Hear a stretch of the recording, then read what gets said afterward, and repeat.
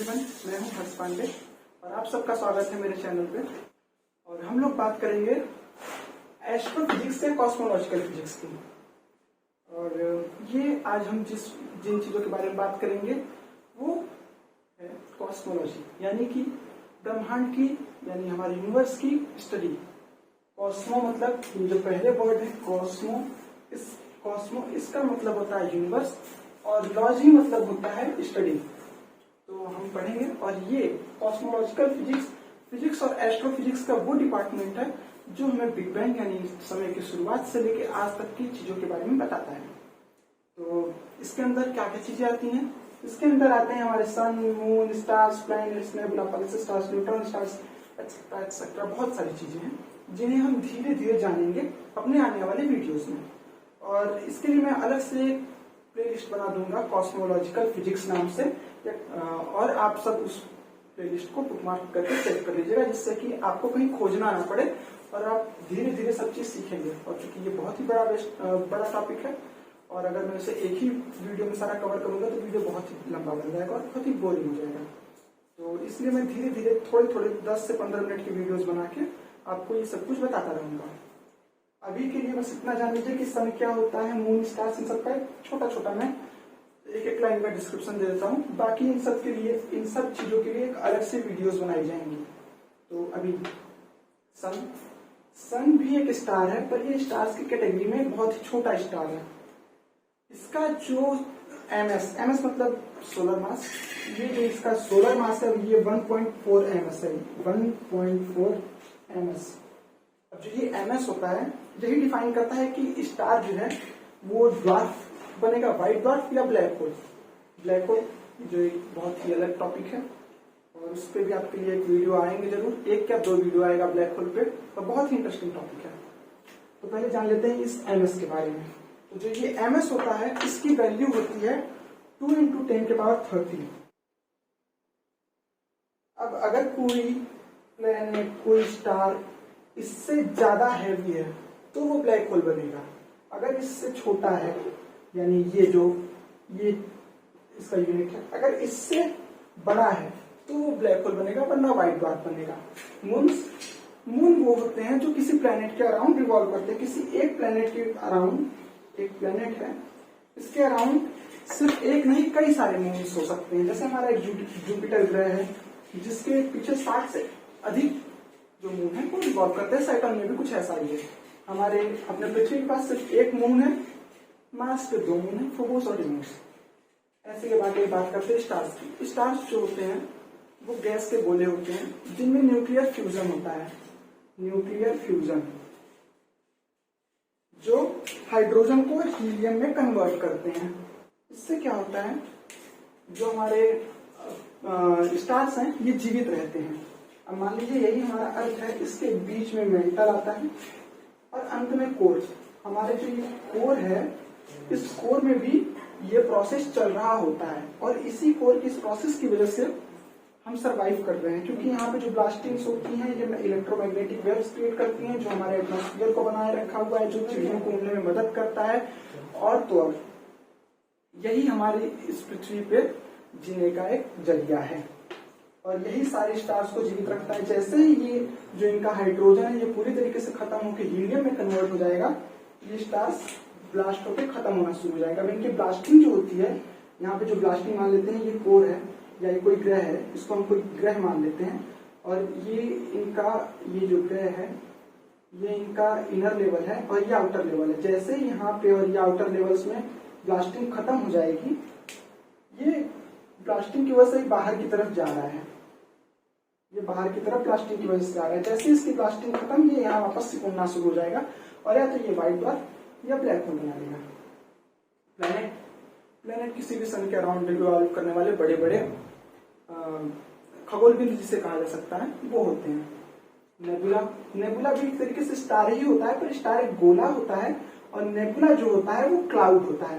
Process यहाँ पे भी वही होता है, पर ये कई प्रकार के होते हैं। हॉर्सहेड नेबुला एक्सेट्रा एक्सेट्रा, फिर Pulsar stars, neutron stars etcetera.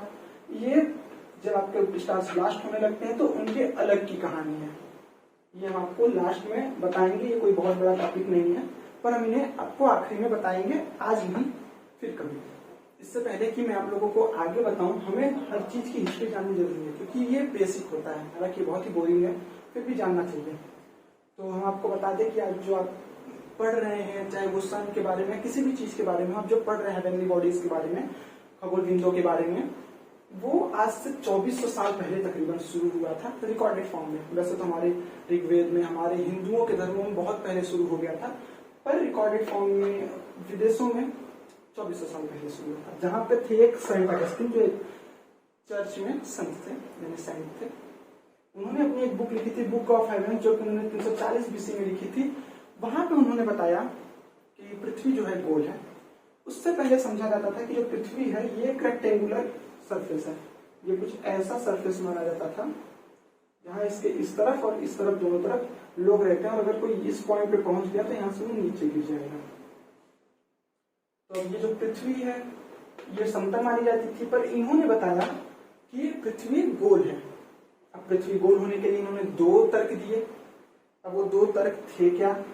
उन्होंने पहला तर्क दिया लूनर इक्लिप्स, अर्थात चंद्र ग्रहण का, कि अगर कोई चंद्र ग्रहण होता है, तो हमें पता है कि चंद्र ग्रहण क्यों होता है।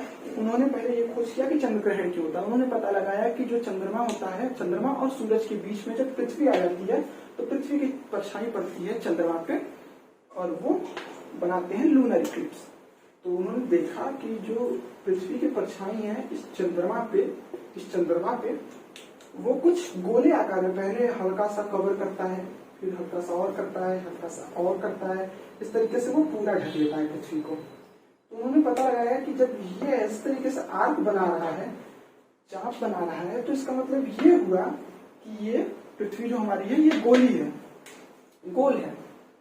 फिर उन्होंने दूसरा तर्क भी दिया कि जो नाव होते हैं समुद्र में, जब आप किसी नाव पे जा रहे होते हो, ये मान लेते हैं एक नाव है, पहले नाव के ऊपर पाले पड़ी होती थी, ऐसा कुछ नाव होता था जो ऊपर बने होते थे।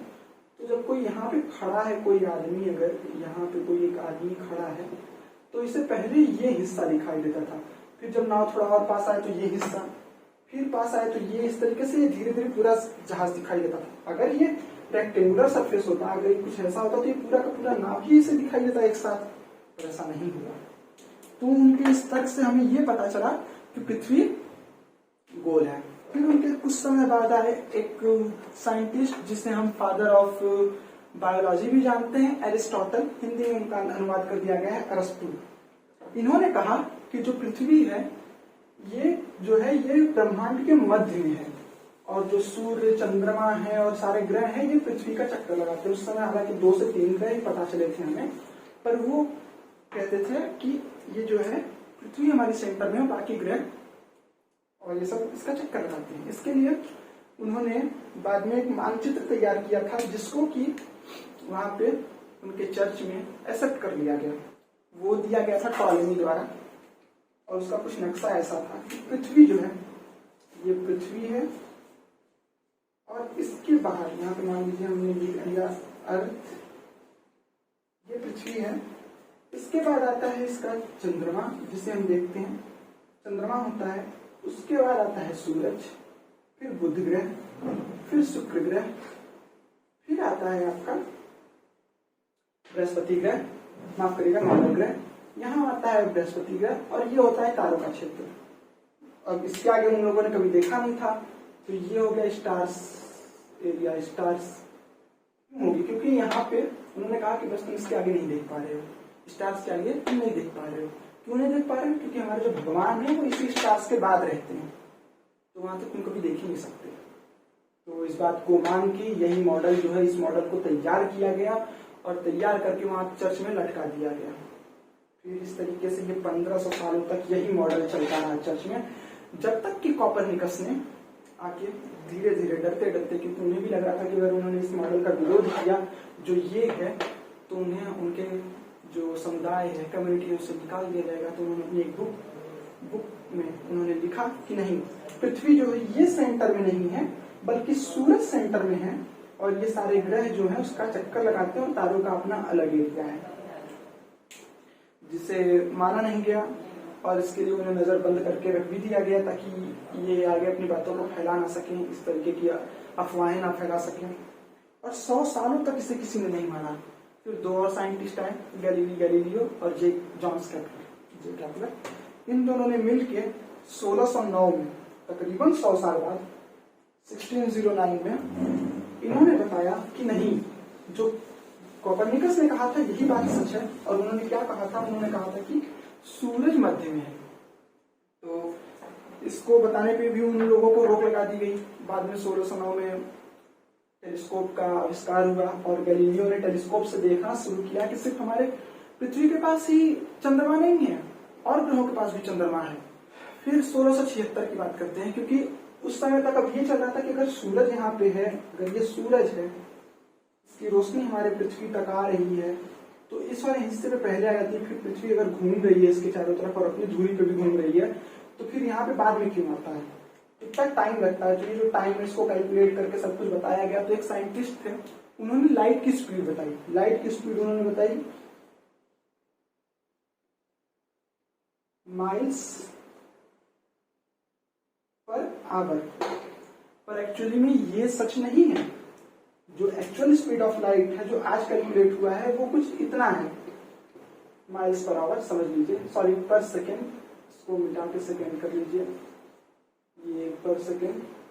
अब इनके 11 साल बाद इन्होंने बताया था ये जो स्पीड बताई गई है लाइट की, ये 1676 में बताया गया था। इनके भी 11 साल बाद न्यूटन आए। न्यूटन ग्रेविटेशनल फोर्स के बारे में बात किया और उन्होंने बताया कि जो सारे ग्रह हैं, तारे हैं तारामंडल में, हमारे आकाश गंगा में, ये एक दूसरे से स्थिर हैं। इस तरीके से ये सारे तारे हैं, अगर मान लेते हैं इनको हम तारा मान लेते हैं, तो ये एक दूसरे को खींचते हुए, एक दूसरे को खींच रहे हैं और इस वजह से ये रुके हुए हैं। फिर 4 साल बाद उन्होंने खुद सोचा कि अगर एक दूसरे को खींच रहे हैं तो कहीं ना कहीं ऐसा होगा कि जो सेंटर मान लेते हैं, ये सेंटर वाला तारा है, तो ये सारे यहीं पे आ जाएंगे, इधर वाला इसको भी खींचेगा, ये सब एक दूसरे को खींच के सब सेंटर में जाएंगे और यहीं पे सब खत्म, सब एक दूसरे से लड़के ब्लास्ट हो जाएंगे। उन्होंने एक साइंटिस्ट 1691 में उन्होंने एक लेटर लिखा रिचर्ड बेंटले को, साइंटिस्ट रिचर्ड बेंटले को उन्होंने लिखा और साथ में उन्होंने इसका एक कंक्लूजन भी दिया कि अगर ऐसा हो कि ये ब्रह्मांड अनंत हो, अभी तक तो यहीं तक ब्रह्मांड में पता स्टार्स तक, लेकिन उन्होंने कहा अगर ये ब्रह्मांड अनंत हो, इनफाइनाइट हो और इनफाइनाइट तारे हो, ये बहुत दूर तक है ब्रह्मांड, और इनफाइनाइट तारे हो तो तब तो ये एक दूसरे को खींच ही नहीं पाएंगे। ये यहाँ पे भी, ये भी एक सेंटर हो जाएगा, ये भी सेंटर हो गया। अभी इनफाइनाइट है, कहीं दूर तक है, तो हो सकता है यही सेंटर, हो सकता है ये सेंटर हो सकता है ये सेंटर हो। इनफाइनाइट का कभी कोई सेंटर नहीं होता। तो उन्होंने इस तरीके से बात कही, उसको तुरंत नकार दिया गया, क्योंकि इनफाइनाइट वर्ड से ही लोग डरते थे। 20वीं शताब्दी तक किसी ने फिर आगे इनफाइनाइट की बात नहीं की। 1823 में एक साइंटिस्ट थे हेनरिक एल्बर्स, इन्होंने पहली बार कहा कि जो ब्रह्मांड स्टैटिक इनफाइनाइट यूनिवर्स। अब ऐसी बात क्यों हुई, स्टैटिक क्यों लगा? क्योंकि अगर ब्रह्मांड अनंत है तो लोगों ने कभी ये सोचा ही नहीं कि ब्रह्मांड बढ़ भी सकता है, शुरू में छोटा रहा हो फिर धीरे धीरे बढ़ गया हो, या पहले बड़ा हो अभी सिकुड़ रहा हो, इसकी बात ही नहीं की। इसलिए उन्होंने कहा स्थिर अनंत ब्रह्मांड। उन्होंने स्थिर अनंत ब्रह्मांड की बात की 1823 में। हालांकि उससे पहले भी इसकी बात एक बार न्यूटन ने की थी, लेकिन इसलिए उसे नकार दिया गया क्योंकि अगर ऐसा है तो हो सकता है कहीं ब्रह्मांड की शुरुआत हुई हो और उसके बारे में हम जानते नहीं है, और ब्रह्मांड की शुरुआत हम जानते नहीं क्योंकि उसे भगवान ने बनाया है, इसलिए उस बात को वहीं रोक दिया गया। तो अब जब इन्होंने इस चीज की बात की कि ब्रह्मांड है जो रुका हुआ है और अनंत है, तो अब आइए इस चीज की बहुत ही बड़ी बात पे ध्यान देते हैं। ऐसा हो सकता था कि ब्रह्मांड रुका हुआ हो, स्टैटिक हो, इनफाइनाइट हो, तो ऐसे में तो ये भी तो होगा कि अब यहाँ ये एक बहुत बड़ा ब्रह्मांड है, हमारी पृथ्वी मान लेते हैं यहाँ पे, ये हमारा अर्थ है, तारे यहाँ चारों तरफ फैले हुए हैं और यहाँ कई सारे ग्रह हैं, ये हमारा सूरज है, ये सब कुछ बना हुआ है। तो कहीं ना कहीं एक समय ऐसा आएगा कि जब हम पृथ्वी से देखेंगे, हमारे इस अर्थ से यहाँ देखेंगे, तो यहाँ भी देखेंगे तो ये तारा दिखेगा, यहाँ मान लीजिए हर जगह तारे, इनफाइनाइट तारे, तो हर जगह तारे हैं। देखिए हमारी नजर कहीं ना कहीं तारों पर आके रुक जाएगी, यानी हम कहीं भी देखेंगे तो खाली नहीं दिखेगा, हमेशा भरा हुआ दिखना चाहिए और किसी न किसी तारे पे जाके हमारी नजर रुकनी चाहिए। पर ऐसा नहीं होता है। ऐसा क्यों नहीं होता है? तो लोगों ने बोला कि जो बीच बीच में जो ग्रह हैं वो इसको रास्ते को ब्लॉक कर देते हैं, जो लाइट आ रही होती है उसको ब्लॉक कर देते हैं। फिर नया सवाल आया, इस रास्ते को ब्लॉक कर दिया जिससे हमारा चंद्रमा है सूर्य की रोशनी से चमकता है, तो वैसे ये भी तो एक तरीके से वही होगा, वो भी खगोल के अंदर चमकता है, तो ये भी तारे की रोशनी से चमकेगा, तो ये रात में भी वैसा ही होगा। और तारे की फाइनाइट है तो हमें रात में भी दिन जैसा उजाला होना चाहिए, बल्कि दिन जैसा होना ही चाहिए, दिन जैसा क्या दिन ही होना चाहिए हमेशा। ये सवाल आए दिमाग में। तो जब ये सवाल आए दिमाग में तो सोचा गया कि कहीं ऐसा तो नहीं कि अभी यहाँ के तारे बने ही नहीं है, अभी ये तारे है ही नहीं, या इनकी रोशनी भी, यहाँ जो तारा है इसकी रोशनी भी यहाँ तक नहीं पहुंची है। ये हुआ कि भाई इतने समय से ब्रह्मांड है, रोशनी क्यों नहीं पहुंचेगी? अगर इस स्पीड से तब तक ये पता लगा लिया गया था कि लाइट की स्पीड ये है, लाइट की स्पीड ये मील पर आवर और 1,86,000 मील प्रति घंटा है, तो अब तक तो यहाँ पहुंच जाना चाहिए। तो पहली बार दिमाग में आया कि क्या तारे सच में अभी नहीं बने हैं यहाँ के, या ब्रह्मांड की खोज कैसे हुई? आप सबके दिमाग में भी ये सवाल आते होंगे कि क्या तारे सच में नहीं बने, या तारे कैसे बने? पहली बार सूरज कैसे बना, हमारा ग्रह कैसे बना, हमारी पृथ्वी कैसे बनी? आप सबके दिमाग में आना चाहिए सवाल। और ये सब कुछ जो बना है ये इतने परफेक्टली बनाया गया है, तो क्या ये सच में बनाया गया है? क्या इसे भगवान ने बनाया है? भगवान का अस्तित्व है? ये सब दिमाग में आपके आना चाहिए। हालांकि बेशक आप कहेंगे कि भगवान है और सारी बातें सच हैं, आप जो बोल रहे हैं वो सब सच है, पर क्या ये तारे कैसे आए पहली बार? क्या बिग बैंग हुआ था? जो सवाल आप लोग के दिमाग में आता होगा कि बिग बैंग हुआ था, नहीं हुआ था, हम कैसे बने, हम अगर यहाँ पे ही पहले से शुरू से यहाँ आए तो कैसे बने, या अगर हम कहीं और से किसी ग्रह से आए हैं तो कैसे आए? क्या ये ब्रह्मांड सिर्फ हमारे लिए बनाया गया? क्योंकि अभी तक तो कोई दूसरी धरती या कुछ खोजा नहीं गया, तो क्या ये सिर्फ हमारे लिए बनाया गया है? ये सवाल आप सबके मन में आते होंगे। अब वापस आते हैं यहाँ पे, तो हमारे मन में और सवाल है, क्या ये हमेशा से ऐसा ही था, या फिर ये बनाया गया? हमेशा से अगर ऐसा था और अंत तक ऐसा रहेगा, तो फिर भगवान का क्या काम है? बहुत बड़ी बात है कि अगर ये सब कुछ ऐसा ही था, ये पहले से ही ऐसा था, तो भगवान ने किया क्या, हमें क्या बनाया? क्या उन्होंने ही बनाया? अगर ये सब कुछ शुरू से ही ऐसा था तो उन्होंने हमें कहाँ बनाया? बहुत सारे सवाल थे लोगों के दिमाग में, जिसका जो आपके भी दिमाग में होंगे सवाल, इसका जवाब हम जल्दी ही देखेंगे अपने आने वाली वीडियोस में, जो कि जल्दी अगले 2-3 महीने में आ जाएंगे। फिर अब थोड़ा सा समय आगे बढ़ा, ये सब चीजें पता कर ली गई, तो आए एक साइंटिस्ट एडविन हबल, जिन्होंने 1929 में हबल टेलीस्कोप से देखा। एडविन हबल ने, जिसका शायद आविष्कार भी उस टेलीस्कोप का उन्होंने ही किया था, हबल टेलीस्कोप। उन्होंने पहली बार देखा कि जो आसपास की गैलेक्सीज हैं, उन्होंने तकरीबन 10 गैलेक्सीज को देखा आसपास के। इतना बड़ा पहले नहीं होता था, आज तो कई लाइट ईयर, कई मिलियन लाइट ईयर दूर आप आज के टेलीस्कोप से देख सकते हैं, उस समय नहीं देख सकते थे। तो उन्होंने देखा कि जो आसपास की गैलेक्सीज हैं, जो यहाँ पे कोई गैलेक्सी, यहाँ कोई गैलेक्सी है, ये धीरे धीरे दूर जा रही है, ये सब एक दूसरे से, पृथ्वी से, हमसे दूर जा रही है, यहाँ तक कि चांद भी हमसे दूर जा रहा है धीरे धीरे। तो उन्होंने पहली बार बिग बैंग का नाम दिया। जिस महानाद, महाविस्फोट की बात हम करने वाले हैं अपने आगे वीडियोस में, उस वर्ड को पहले एडविन हबल ने दिया।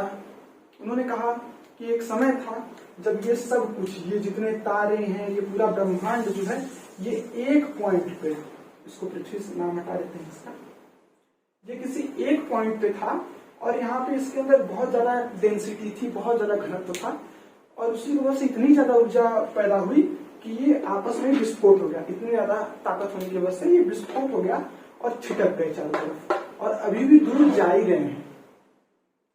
तब पहली बार हुआ कि ये जो ब्रह्मांड है ये फैल रहा है। जब ब्रह्मांड फैल रहा है तो ऐसा भी तो हो सकता है कि अभी फैल कैसे रहा है, ग्रेविटेशनल फोर्स है, ये इसको खींच रहा होगा, यहाँ पे जो पॉइंट होगा ये इसको खींच रहा होगा, तो ये फैल कैसे रहा है? तो क्या ये हमेशा फैलता ही रहेगा? और अगर नहीं तो गुरुत्वाकर्षण बल जो लगा रहा है, ये सब एक दूसरे के ऊपर लगा रहे हैं, उन सबको स्पीड तो धीरे कर दे रहे हैं। तो क्या ऐसा होगा कि एक टाइम बाद धीरे होते होते यहाँ पहुंचेगा? मान लेते हैं ब्रह्मांड का अंत है, यहाँ पहुंचा और वापस ही खींच के वापस एक दूसरे में सम्मिलित हो जाएंगे? क्या ऐसा हो सकता है? ये सब जानेंगे हम अपने अगले वीडियोस में। और देखते रहिएगा आप हमारे वीडियोस को, इसको बुकमार्क करके सेव कर लीजिएगा। और आपको अगर अच्छा लगा तो इस वीडियो को हमारे लाइक करिए, शेयर करिए और चैनल को सब्सक्राइब करिए। धन्यवाद।